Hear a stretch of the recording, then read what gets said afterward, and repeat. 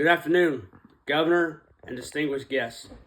My name is Bradley McGreen, and after serving in emergency services for multiple years in multiple capacities, both in the fire service and along with EMS, it is my deep honor to be appointed as the next director of emergency management for this great state of Tennessee. Early in my career in the fire service, one of the captains of the crew that I was on told me something that has stuck with me throughout time. We need to be ready for a plane crash into an orphanage on Christmas Day, is what he said. That was crazy.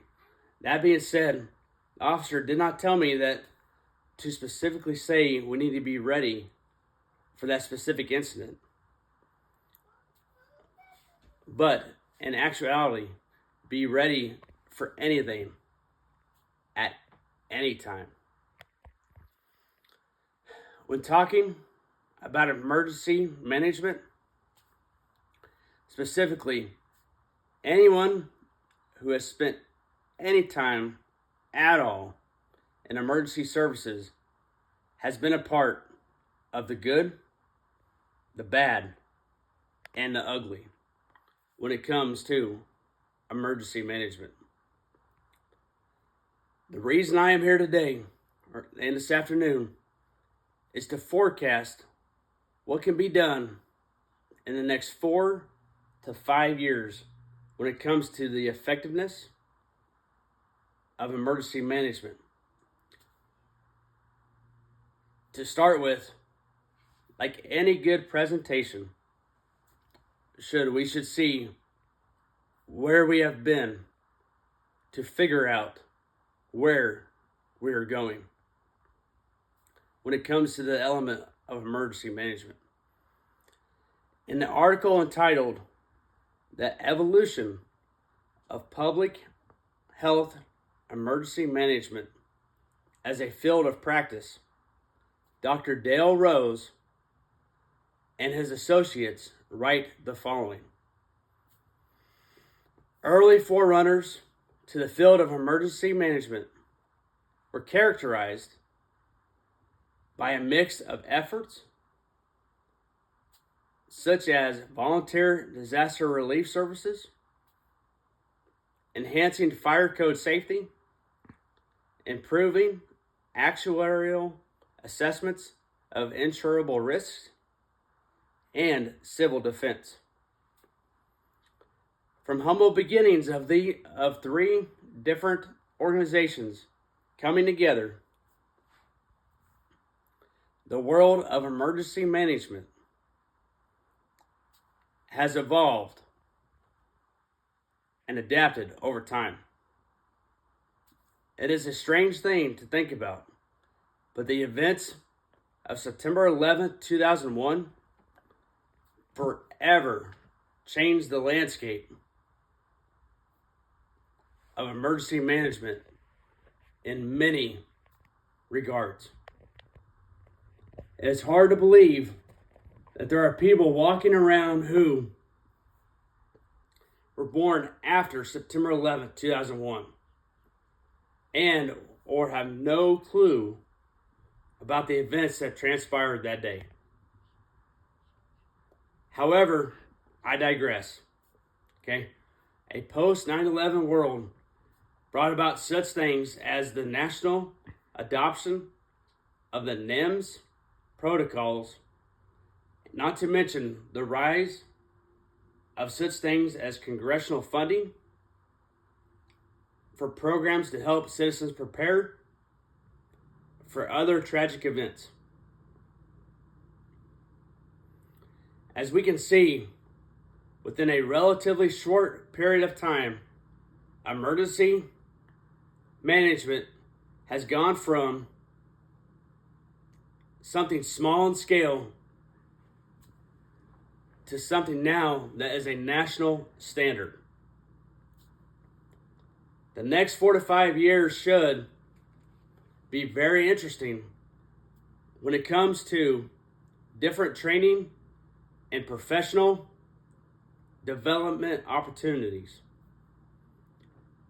In regard to emergency management, a good example of this would be utilizing what we all know today as virtual reality. Kids these days have multiple game systems, but they have headsets where they can put them on and do everything from shoot zombies to do boxing. My question would be, why can we not come up with a quote-unquote game that plays out a natural disaster?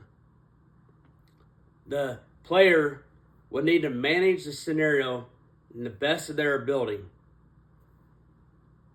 And then afterward, they could play the simulation out in front of everyone so it could be critiqued. People could take what they learned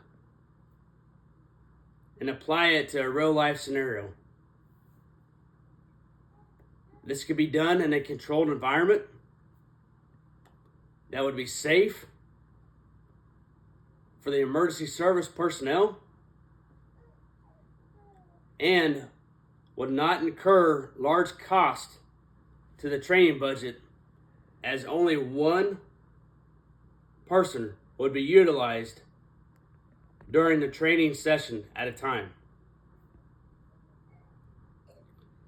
I grew up in rural Kansas, where the most culturally diverse thing I encountered was when the gas station in my small town served egg rolls.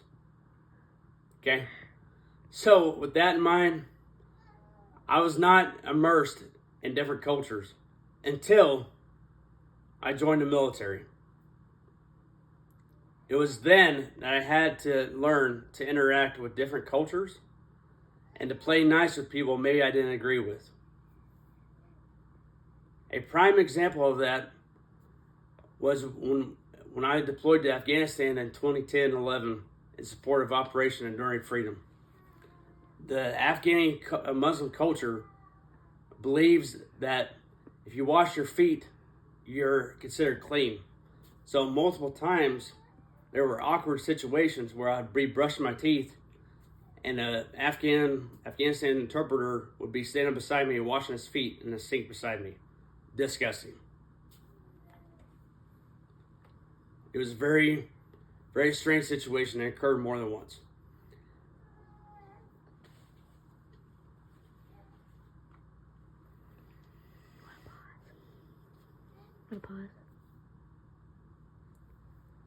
Most communities in the Midwest or in the United States are not like the small town Kansas, or at least are trending toward being more culturally diverse. It is of the utmost importance that we as first responders and personnel in emergency management roles learn to respect other people's cultures and also beliefs. That way we can better serve the community by gaining their trust, for one, and respect. In a very practical sense, part of pre-planning should also include understanding the diversity of the neighborhood. That way you know if someone is different from you. You can also learn their differences to better serve them and their specific needs. When it comes to specialized teams responding to disasters, the future looks bright regarding their effectiveness. An example, a prime example of that, would be in the next 4 to 5 years. It can be argued that teams such as urban, search and rescue, will have better technology available to help assist with their duties. Things such as thermal imaging cameras or tick for short, were unheard of years ago. Obviously, tools like that have helped tremendously certain teams such as search and rescue and special ops since their conception. The sky is the limit when it comes to whatever tool or tools will be used in future operations to help make the rescuer's life and mission easier.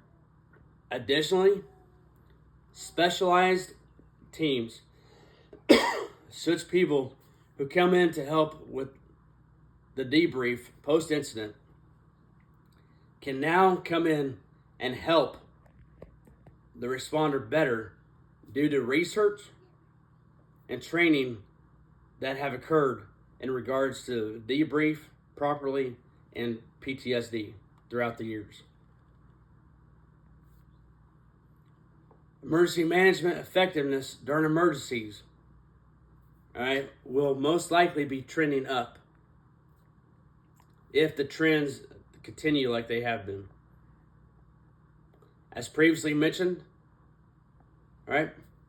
emergency management in the past does not look like, does not feel like, or even smell like emergency management of today.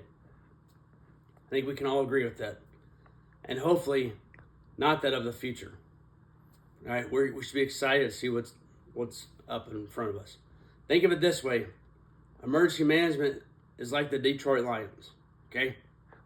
From the moment of conception, both the Lions and the idea of emergency management were rough, We all remember watching them on TV. It was rough and hard to witness in person if you ever went to Detroit to watch a game.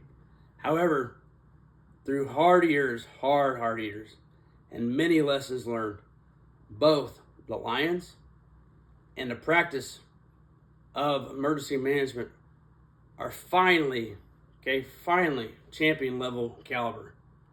Within the next 4 to 5 years, it could very well be forecasted that emergency management personnel will be more effective on the scene than they were years ago. The reason is that because of things like more effective training and better equipment available. And, who knows, maybe we will finally see the Lions in the Super Bowl. Miracles happen. It is common knowledge now that most of the country's firefighters respond to mostly medical calls. Less than 10 years ago, more firefighters had the mentality that I joined, and I'm sure we've all heard this, I joined the fire department to put the wet stuff on the hot stuff. And I am not about to run any medical calls. Who's heard that before? I sure have. Now, in 2025, in present day, most, not all firefighters are at least EMT basic certified, with more and more advancing on to achieve their paramedic licensure. In the next 4 to 5 years, it can be reasonably determined that more and more departments will either absorb their local EMS unit or create a new one. When a fire department absorbs a local EMS unit, there's obviously going to be a hemorrhage of funds. It is not a lucrative business. In fact, you lose a lot of money. However, it is easier to control personnel and equipment on an emergency scene when that unit specifically is already operating under the same chain of command as the fire department, and you know each other better. Originally being from Kansas, fighting a wildland fire is basically in my DNA. One can often see everything from the local farmer burning their fields that started out as a control burn and then quickly got out of hand. All right, to someone's kid playing with matches. We all know, we've all been around those people, you know. And then it quickly morphs into a raging grass fire in somebody's yard or a field fire out in the country. In the Midwest, you're liable to witness it all, okay? When it comes to wildland fires, it runs the gamut. With that in mind, what will happen in the next 4 to 5 years when it comes to wildland firefighting and different methods and procedures being used? To best answer that,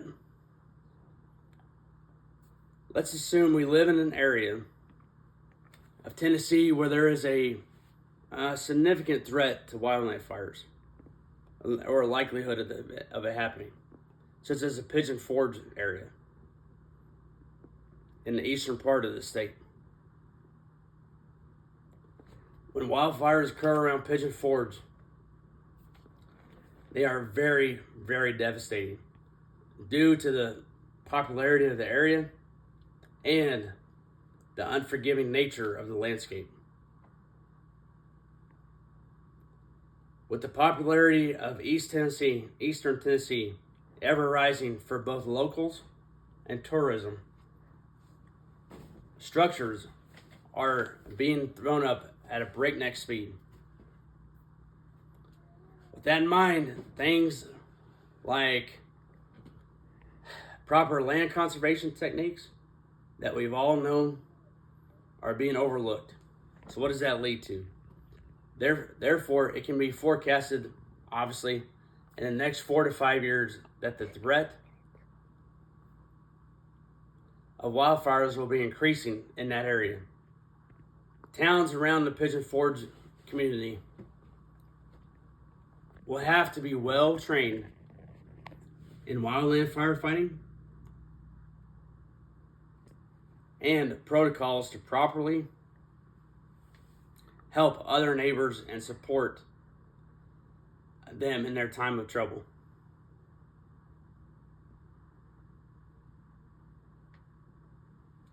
For those of us that have been in the fire service for a significant amount of time, or have at least conducted different studies on emergency management, have become very familiar with how both the state and federal agencies failed the people of New Orleans after Hurricane Katrina. Even though that event took place 20 years ago, now the ripple effect is still being felt in the emergency management realm.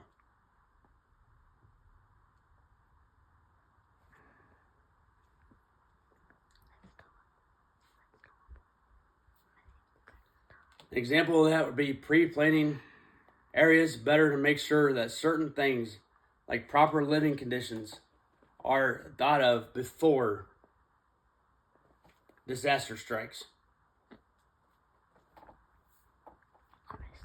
It can be appropriately forecasted that working with state and federal agencies in the near future will and should be easier for all because of previous lessons learned and additional training made available. In this line of work, and especially in the emergency management sector, it is imperative to network with the community members. A prime example of that would be getting with suppliers such as sawmills and hardware stores to ask if they can hold supplies aside in case of an emergency so they could help. A good example of that would be when the floods came in Tennessee in May of 2010 in the Middle Tennessee area.